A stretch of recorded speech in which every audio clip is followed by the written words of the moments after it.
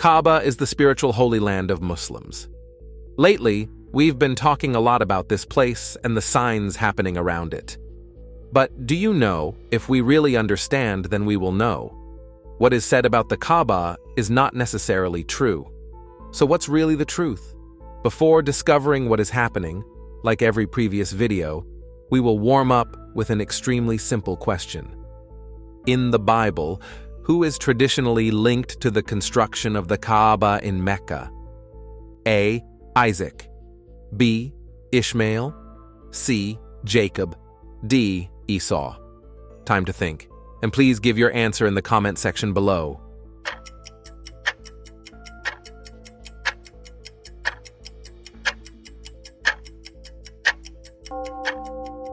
It's quite simple, right? The Kaaba, meaning cube in Arabic, is a square building, elegantly draped in a silk and cotton veil. It is located in Mecca, Saudi Arabia, Islam's holiest shrine. The Kaaba is the epicenter of Mecca. Upon arriving in Mecca, pilgrims gather in the courtyard of the Masjid al-Haram around the Kaaba. They then circumambulate, tawaf in Arabic, or walk around the Kaaba, during which they hope to kiss and touch the black stone embedded in the eastern corner of the Kaaba. The formation of the Kaaba is associated with many theories and stories. But what is the truth? The truth, number one, the person chosen by God. Muslims believe that Abraham, known as Ibrahim in the Islamic tradition, and his son Ishmael constructed the Kaaba. Tradition holds that it was originally a simple, unroofed, rectangular structure. The Quraysh tribe, who ruled Mecca, rebuilt the pre-Islamic Kaaba with alternating courses of masonry and wood. A door was raised above ground level to protect the shrine from intruders and floodwaters. Muhammad was driven out of Mecca to Yathrib, Medina. When he returned, the shrine became the focal point for Muslim worship and pilgrimage. The pre-Islamic Kaaba housed the black stone and statues of pagan gods. Muhammad reportedly cleansed the Kaaba of idols upon his victorious return to Mecca, returning the shrine to the monotheism of Ibrahim. The black stone is believed to have been given to Ibrahim by the angel Gabriel and is revered by Muslims. Muslims believe that Ishmael, Abraham's first son, was given the blessing of the Kaaba, so that his descendants would make an annual pilgrimage and a sacrifice feast out of the Kaaba. In the New Testament, Abraham is mentioned prominently as a man of faith and an obedient man of God, but for Muslims, he is a prophet and the ancestor of the Prophet Muhammad through his son Ishmael. Muslims believe that Ishmael was Abraham's religiously important and chosen son. But that is not. Isaac and Ishmael are Abraham's son. Isaac was born according to God's promise, but Ishmael was not. God chose Isaac, not Ishmael. Ishmael is described as a warrior and not the one who inherits his father's legacy. And when it comes to Abraham's family, Islam also lied to us. In the Bible, Hagar was a handmaiden of Sarah. Sarah is the wife of Abraham. But Islams believe that Hagar is the second wife of Abraham. And Ishmael's birth did not go against God's will. When Ishmael was born, the angel of the Lord said to Ishmael's mom, "Behold, you are pregnant and shall bear a son. You shall call his name Ishmael, because the Lord has listened to your affliction. He shall be a wild donkey of a man, his hand against everyone and everyone's hand against him, and he shall dwell over against all his kinsmen." Some hide these facts and do not speak about Ishmael's side. The story ends that him and his mother were sent away. It will be hard to believe that Abraham sent his wife and a child into wilderness without accompanying them, as the Quran mentions.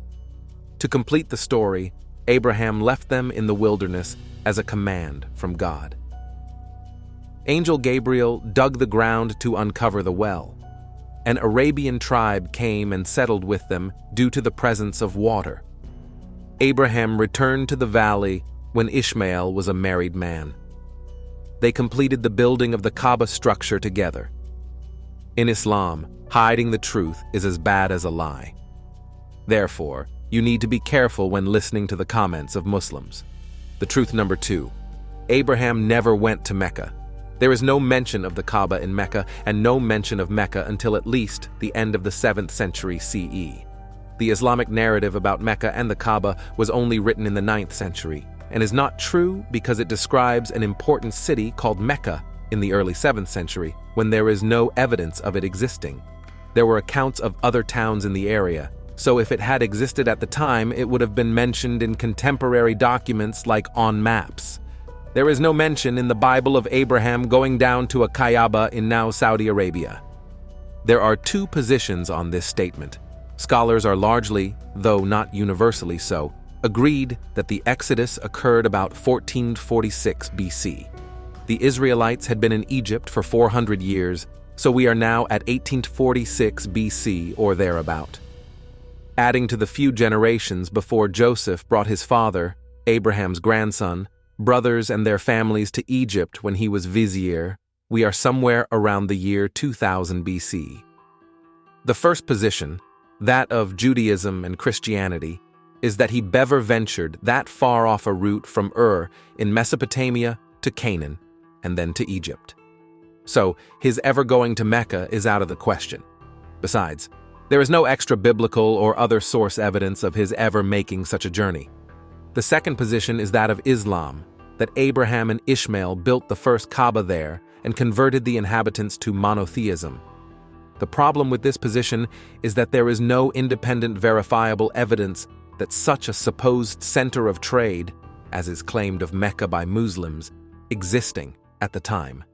In fact, it isn't until somewhere in the 9th century of the Common Era, 150-200 years after Muhammad supposedly was born and raised there, that it is even mentioned in non-Islamic sources as existing or included in maps of the area. The truth number 3. Kaaba never mentioned in the Bible. The reason the Kaaba is not mentioned in biblical scriptures could be attributed to several factors. First, the different religious traditions.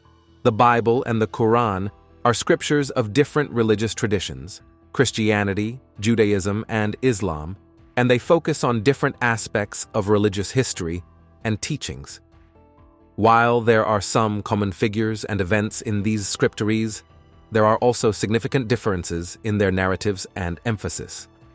Then, the variations in religious stories. The story of Ibrahim is shared between the Bible and the Quran, but the details and emphasis can vary. The Quran provides additional details about Abraham's construction of the Kaaba, which are not present in the Bible. Finally, the regional and cultural differences. The Bible primarily focuses on the history and religious traditions of the Israelites and their ancestors, while the Kaaba is associated with the Arabian Peninsula. The Bible may not mention the Kaaba simply because it was not directly relevant to the narrative and audience of the biblical texts. It's important to note that the absence of mention in one religious text does not invalidate the significance of a religious site in another tradition. The Kaaba holds immense importance in Islamic tradition and pilgrimage, and its historical connection to Ibrahim is a central belief in Islam. The Kaaba isn't a feature of the Christian religion. It holds no significance for us, and therefore it is not mentioned. The Christian religion is formed around the person of Jesus, born several hundred years later, and not Abraham, or either of his sons or any other human. So the things Abraham did or said that were not related to his relationship and covenant agreement with God directly would have been irrelevant for scriptural purposes of the Bible. Abraham and his family appear in the way they do in the scripture to create context and framework for the bigger picture of redemption. The truth number 4. The Kaaba black stone is a holy stone from outer space. The Kaaba is a mosque, and on one corner of this sacred building is a cornerstone known as the Black Stone. Its history is shrouded in mystery, and there is much speculation over what the stone might be. Many Muslims believe the stone is in fact a meteorite, possessing supernatural powers. The Kaaba is built around a sacred black stone, which is tucked away in the eastern corner about 5 feet off the ground. Muslims believe the Prophet Muhammad once kissed the stone, and during their mandatory, once in a lifetime, at least, trip to Kaaba, they try to kiss the black stone if possible.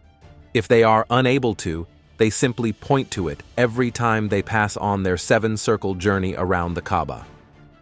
Each time pilgrims pass the black stone, they recite a prayer from the Quran. In the name of God, and God is supreme. Non-Muslims are strictly forbidden from touching it, and most of the year the Kaaba is covered in black cloth. The stone is often described as a fragmented dark rock, somewhere around 2 feet in length. Its surface is blackish in color, but there is speculation that this is due to how much it has been touched, along with the oils with which it is anointed. According to Muslim tradition, the stone was originally white, but turned black, from being in a world where it absorbed humanity's sins. Purportedly the oldest mosque on earth, it is believed to have been originally used by pagans before Islam came into existence. According to Islamic tradition, the stone was set intact into the Kaaba's wall by the Islamic prophet Muhammad in the year 605 AD. Muslims also believe that the Kaaba stone was once part of the stones of heaven. There are various versions of its story of origin, all similar to one the another. When Adam was banished from the Garden of Eden, he was filled with sin. The black stone was given to him to erase this sin and allow him entrance back into heaven. Some instead believe the ancient stone was brought from a nearby mountain by the archangel Gabriel. Over the passage of time, the stone has undergone significant damage. During the Umayyad siege of Mecca in 683 AD, it is said to have been struck and smashed to pieces by a stone fired from a catapult. In 930 AD, it was stolen by a small Shiite sect called the Karmatians, who took it back to their base in Hajar, modern-day Bahrain. According to the Ottoman historian Qutb al-Din, the Karmatian leader, Abu Tahir al-Karmati, set the black stone up in his own mosque, with the intention of redirecting the Hajj away from Mecca. This failed because pilgrims continued to venerate the spot where the black stone had been, so the pieces were later returned. There are even stories about people being killed for trying to make contact with the stone. In the 11th century, a man allegedly attempted to smash it and was killed on the spot, causing only slight damage to the stone. According to the Swiss traveler Johann Ludwig Burckhardt, in 1674, someone smeared the black stone with excrement so that everyone who kissed it retired with a sullied beard. Persians were suspected of being responsible and were the target of curses from other Muslims for centuries afterwards. Today, the stone is still broken up into several pieces, with estimates ranging from 7 to as many as 15 fragments. These are held together by a silver frame, which is fastened to the stone by silver nails. The truth, number 5. Mecca is not for Muslim. The Kaaba is indeed the Baal god of the Egyptians, Tammuz, Semiramis, and Ishtar. Hubal was the chief idol of Mecca. There is no historical record depicting Mecca as a religious place for the people of Muslim. It has always been a summit for merchants who come with their separate idols. Kaaba has always been known to house many idols, and some have been removed today. There are still 3 wooden pillars in the Kaaba. Those are the gods of woods. The Muslims have continued in old tradition of worshipping stones and woods, just as the Bible says. The Kaaba has been reconstructed many times, and those pillars are still significant. They kiss the wall and encircle it many times in vain. The religion uses force and death threat to hold people captives. Imagine many of them cannot read the Quran, and they care less about it. All they do is kneel and pray, but they cannot explain their beliefs. They end aggressive or violent anytime you ask questions, because they do not have the truth and they cannot defend a lie that far. Muslims behead, rape, and torture all in the name of Islam. Why not let Allah defend himself if he is truly a god? Another fact. The word Islam means submission. Islam teaches that all people are to be slaves to Allah. Allah is single, alone, superior to everyone. He has no peers. Allah could never lower himself into a human body. Allah has no sons, but Allah has many slaves.